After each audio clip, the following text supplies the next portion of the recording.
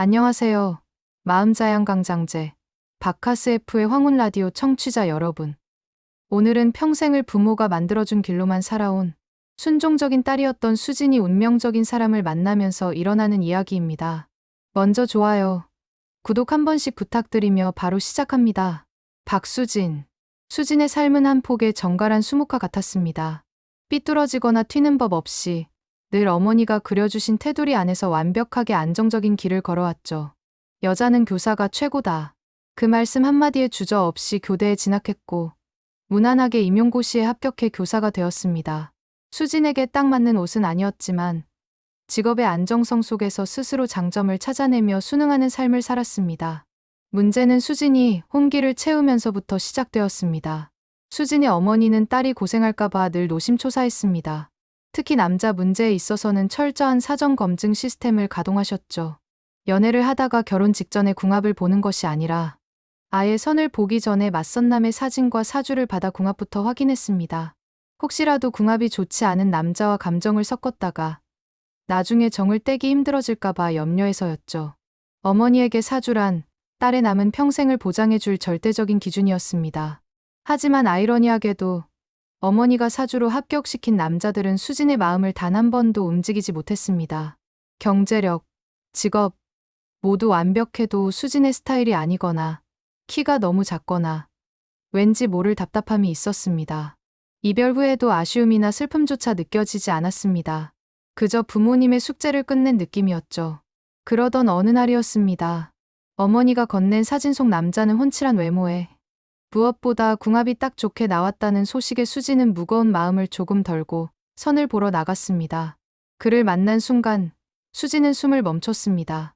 경석이라는 이름의 남자, 단정하고 부드러운 인상, 유머러스하면서도 진중한 대화 스타일, 첫눈에 반한다는 말이 무엇인지 처음으로 깨닫는 순간이었습니다. 경석 역시 수진에게서 눈을 떼지 못했죠. 두 사람은 누가 먼저랄 것도 없이 빠르게 가까워졌습니다.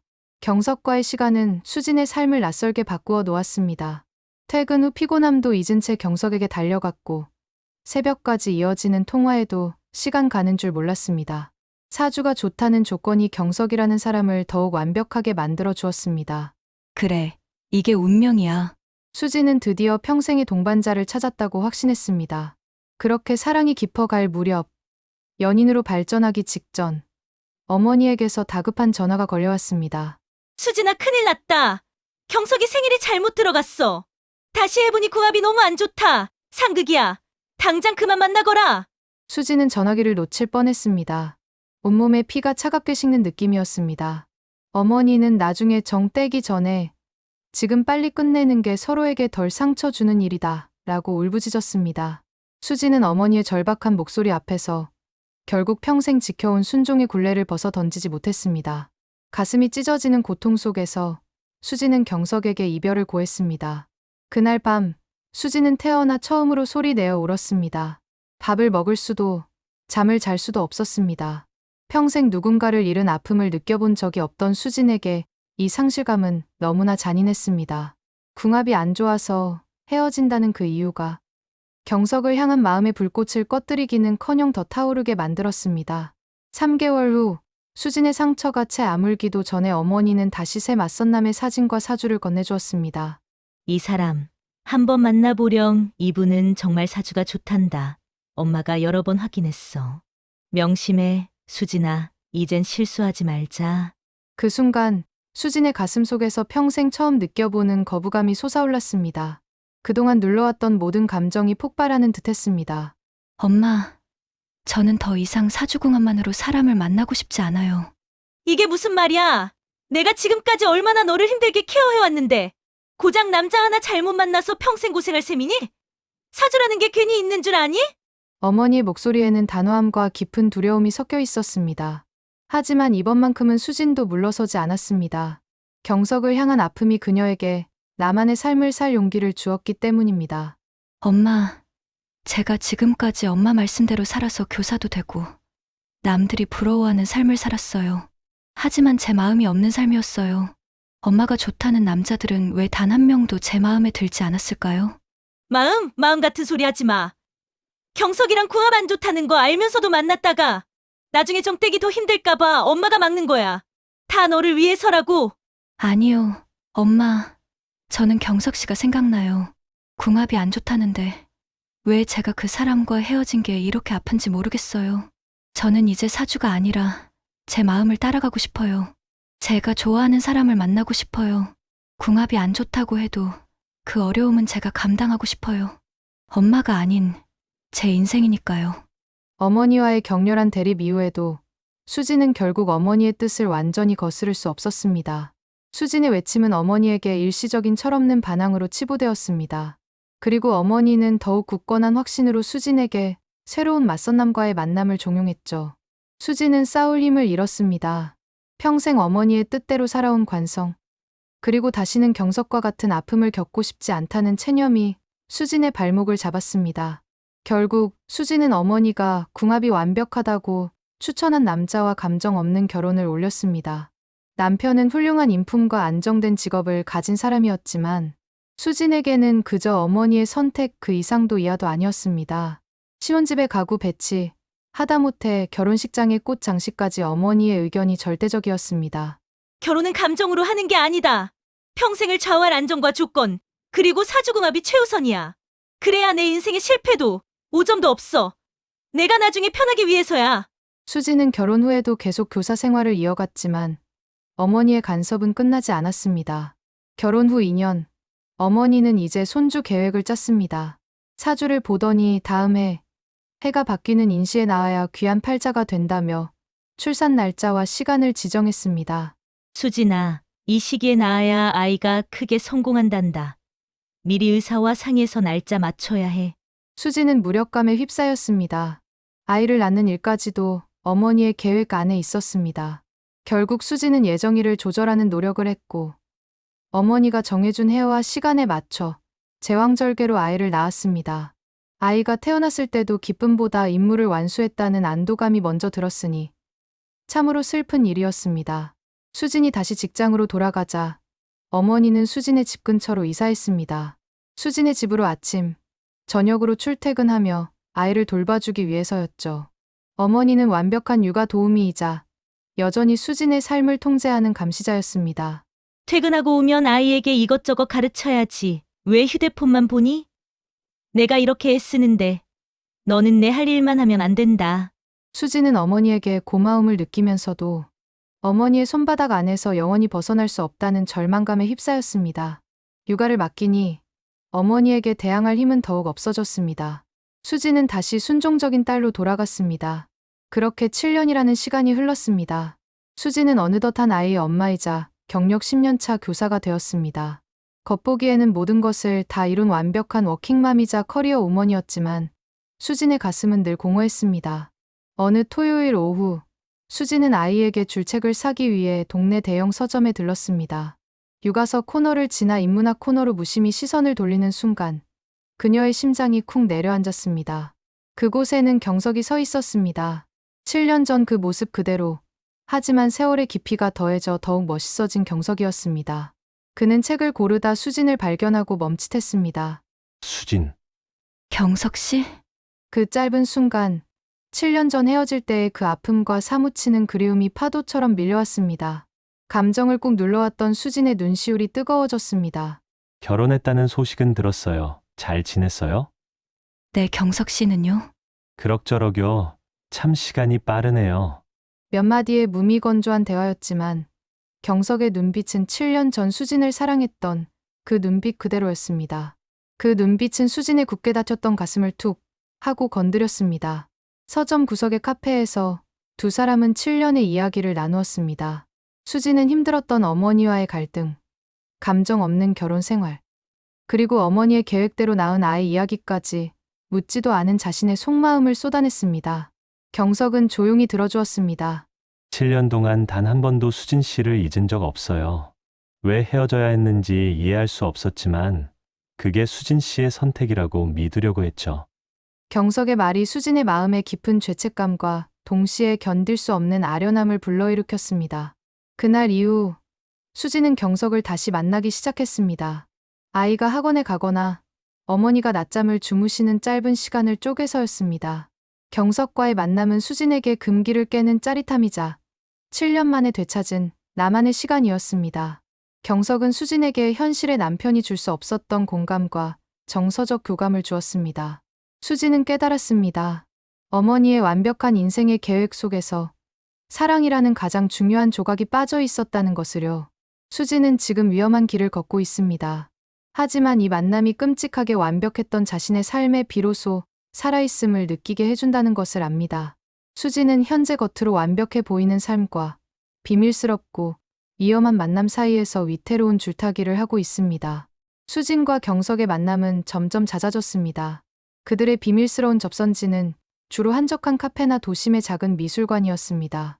수진은 퇴근 후에도 경석과의 만남을 이어가며 늘 아이 학원 시간 혹은 어머니의 낮잠 시간을 계산하며 초조하게 시간을 확인했습니다. 경석은 7년 전 헤어진 이유, 사주궁합이 잘못 들어갔다는 어머니의 일방적인 통보에 대해 깊은 상처를 받았다고 고백했습니다. 수진 씨에게서 이별 통보를 받았을 때 저는 제가 뭐가 부족한지 아무리 생각해도 답을 찾을 수 없었어요. 단순히 궁합 때문이었다는 걸 알았을 땐 허무했죠. 그리고 수진 씨가 얼마나 힘들었을지 짐작이 가서 더 마음이 아팠어요. 경석과의 대화는 수진에게 진정한 이해와 공감이었습니다. 경석은 그녀의 직장 스트레스, 시어머니가 아닌 친정어머니의 압박 속에서 사는 결혼 생활, 그리고 아이 문제까지 그녀의 모든 고통을 들어주었습니다. 반면 집에서 남편과의 대화는 늘 아이 교육 문제, 혹은 다음 주 가족 행사 일정에 대한 건조한 보고에 불과했습니다. 남편은 좋은 사람이지만 수진에게 정서적 부재였습니다. 이 비밀스러운 만남이 계속될수록 수진은 집에 돌아가면 죄책감과 동시에 견딜 수 없는 답답함을 느꼈습니다. 남편과 아이 앞에서 웃고 있지만 마음은 경석에게 가 있었죠. 수진의 마음속에서는 두 가지 감정이 격렬하게 충돌했습니다. 가족에 대한 죄책감, 다른 하나는 경석으로 향하는 열망. 이 완벽한 가정을 깨고 늘 자신을 위해 희생하는 어머니께 또다시 상처를 줄 수 없다는 두려움 속의 죄책감과 잃어버린 나의 삶과 나의 사랑을 되찾고 싶다는 간절한 열망이 동시에 들었습니다. 그러던 어느 날, 언제부터인가 어머니는 딸의 사소한 변화에도 예민하게 반응했습니다. 수진이 경석을 만나기 시작한 후, 겉으로는 순종적이었지만 미묘하게 생겨난 딸의 표정 변화와 행동의 빈틈을 어머니는 놓치지 않았습니다. 어느 날 저녁, 어머니가 수진님에게 차가운 목소리로 말을 걸었습니다. 수진아, 요즘 왜 이렇게 정신이 없어 보이니? 회사 일 때문에 피곤한 거니? 표정이 예전 같지 않다. 아니요, 엄마. 그냥 요즘 아이 숙제 봐주느라 조금 피곤해서요. 피곤할 일이 있니? 내가 다 해주는데 혹시 최근에 내가 모르는 일이 생긴 거야? 너 혹시 예전에 경석이라는 남자 다시 생각하는 건 아니지? 어머니는 수진의 가장 깊은 불안을 건드렸습니다. 수진은 숨이 막혔습니다. 엄마, 갑자기 무슨 말씀이세요? 제가요? 제가 이제 와서 왜 그런 생각을 하겠어요? 이미 애도 낳고 이렇게 잘 살고 있는데. 내가 잘 살고 있는 건 엄마가 옆에서 널 이렇게 잡아주고 있기 때문이다. 내 팔자를 내 마음대로 하게 놔뒀으면 지금쯤 얼마나 고생했을지 생각이나 해봤니? 헛된 생각 말고 가정에 충실해라. 어머니의 말은 수진을 다시 순종의 감옥으로 밀어넣는 강력한 족쇄였습니다. 내 팔자라는 단어는 수진을 꼼짝 못하게 만들었습니다. 어머니와의 대화 후 수진은 경석에게 잠시 연락을 끊어야겠다고 통보했습니다. 현실의 무게가 너무나 무겁게 그녀를 짓눌렀습니다. 하지만 경석은 수진의 마음을 돌리려 했습니다. 수진 씨, 왜 또 어머니 때문에 도망치려고 해요? 7년 전에 한번 도망쳤잖아요.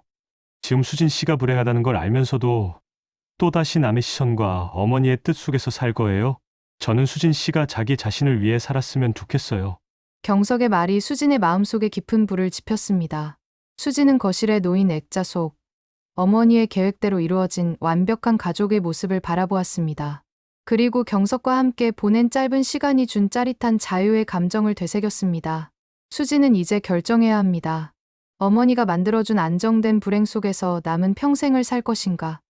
아니면 이 모든 것을 무너뜨릴지 모르는 위험한 사랑을 택하고 뒤로소 자신의 삶을 찾을 것인가?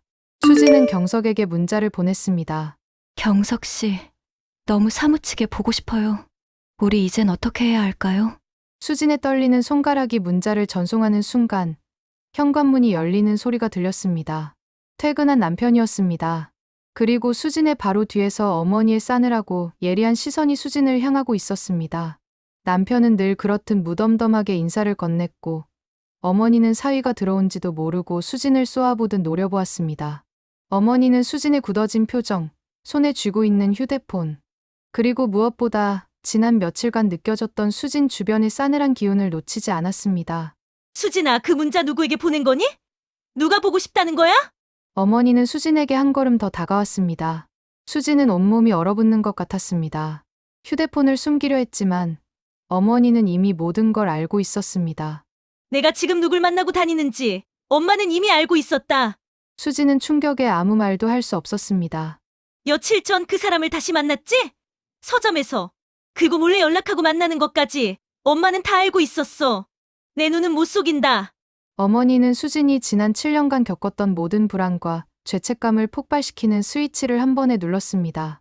수진은 더 이상 숨길 힘이 없었습니다. 엄마 어떻게 아셨어요? 절 미행하셨어요? 내가 아이 학원 시간에 맞춰 허겁지겁 나가는 것.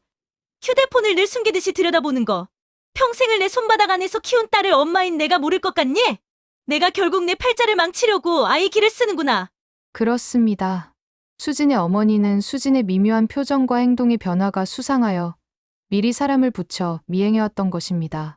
그때 이 상황을 이해하지 못하고 있던 남편이 끼어들었습니다. 어머니, 대체 무슨 말씀이세요? 수진이한테 무슨 일 있어요?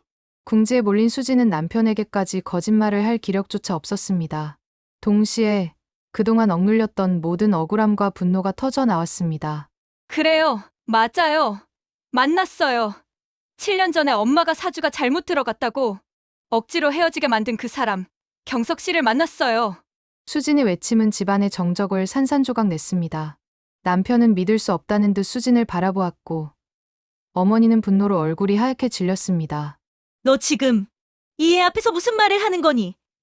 내가 감히 이 가정을 깨려고 해? 가정요? 엄마가 만들어준 이 감정 없는 결혼 생활이 가정이에요? 제가 좋아하는 사람도, 제가 하고 싶은 일도, 심지어 아이 낳는 시간까지 엄마가 정해준 게 어떻게 제 가정이 될 수 있어요?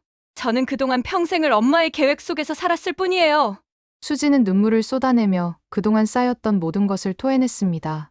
결혼 후에도 아이를 봐준다는 이유로 자신의 삶을 쥐고 흔들었던 어머니의 간섭, 감정 없는 남편과의 생활, 그리고 경석을 향한 지울 수 없었던 그리움까지. 저는 경석 씨에게서 제가 잃어버렸던 저 자신을 찾았어요. 엄마는 사주 때문에 제가 행복하다고 믿겠지만 저는 하루하루 숨이 막혀요. 엄마의 통제에서 벗어나고 싶어요. 이 못된 년, 내가 지금 엄마한테 그럴 수 있어? 내 팔자 고치려고 평생을 바친 엄마한테? 내가 이룬 모든 게 다 내 복인 줄 아니? 내 사주가 흉하니 엄마가 이렇게라도 해야 내가 고생을 안 한다니까. 그만하세요, 어머니. 수진 씨, 두 분 다 진정하세요. 수진 씨, 경석이라는 사람이 누군지, 어머니 말씀이 다 무슨 소리인지 저한테 솔직하게 말해줘요. 남편의 절망적인 눈빛이 수진을 향했습니다. 수진은 남편의 얼굴에서 그동안 자신이 외면했던 이 결혼의 현실을 보았습니다.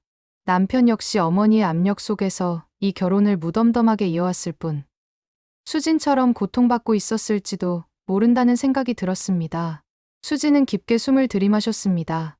더 이상 남편에게 거짓말을 할 수도 어머니의 통제 속에 있을 수도 없었습니다. 네. 경석 씨는 제가 결혼 전에 깊이 사랑했던 사람이고 최근에 우연히 다시 만났어요. 당신에게 너무 미안하지만 이 결혼 생활은 제가 너무 불행했었어요. 수진의 고백은 폭탄과 같았습니다. 남편은 망연자실했고 어머니는 배신감에 몸을 떨었습니다. 너 도대체 무슨 소리를 하는 거야? 아니네. 아니야. 수진이 무슨 소리라는 건지는 나도 잘 모르겠네만. 이거 다 거짓말이야. 어서 강서방에게 잘못했다고 빌어. 수진은 어머니의 강요에도 불구하고 무릎을 꿇고 애원하는 대신 태어나 처음으로 자신의 의지대로 행동했습니다. 그녀는 침실로 들어가 가장 아끼는 가방에 여권과 지갑을 챙겼습니다. 저는 이제 더 이상 엄마가 만들어준 인생을 살지 않을 거예요. 엄마가 말하는 그 완벽한 사주가 저를 이렇게 망가뜨렸어요. 저는 이제 제 행복을 찾고 싶어요. 수진은 아이 방 앞에서 잠시 멈춰섰지만 도저히 아이를 볼 용기가 나지 않았습니다. 이 이기적인 행동이 아이에게 어떤 상처를 줄지 알았지만 지금 이 순간 스스로가 살기 위해서는 이 문을 벗어나야만 했습니다. 이 상황을 회피하고 싶었습니다. 수지는 뒤돌아보지 않고 문을 열고 나왔습니다. 밤늦은 도시의 공기는 차가웠지만 수지는 난생 처음 느껴보는 자유와 두려움이 뒤섞인 감정에 몸을 떨었습니다. 그녀의 발걸음은 망설임 없이 경석에게 향하고 있었습니다. 경석 씨, 어디에요? 나 지금 경석 씨가 너무 필요해요. 수지는 어디로 가야 할지도 모른 채 빗속을 달리며 경석을 찾고 있었습니다. 아니, 경석을 부르짖고 있었습니다. 어서 빨리 경석의 품에 안겨야만 숨을 쉴 수 있을 것 같았습니다. 회사에서 야근을 하고 있던 경석은 수진의 다급한 전화를 받고 그 자리를 박차고 일어나 수진을 찾아갔습니다. 전화 너머 울고 있던 그녀의 목소리가 경석의 가슴을 후벼 파는 듯 했어요. 빗속을 뚫고 오로지 수진만을 생각하며 수진이 이야기하는 큰 건물 이름만으로 구석구석 수진을 찾아 헤맸습니다. 그렇게 수진을 만난 그 순간 경석과 수진은 서로의 온기를 느끼며 끌어안고 함께 울었습니다. 바카스 F의 황홀라디오 청취자 여러분, 여러분이 저 수진이라면 여러분은 어떤 선택을 하실 건가요? 저는 너무 혼란스럽습니다. 여러분의 생각을 듣고 싶어요. 이 상황을 어떻게 헤쳐나가면 될까요? 댓글로 제 고민을 함께 나눠주세요. 오늘의 이야기는 여기까지입니다. 엄마의 틀 안에서 피어난 삶, 수진의 다음 이야기가 궁금하시다면 구독, 좋아요 부탁드리며 다음 편을 기대해주세요. 오늘도 감사합니다. 좋은 하루 되세요.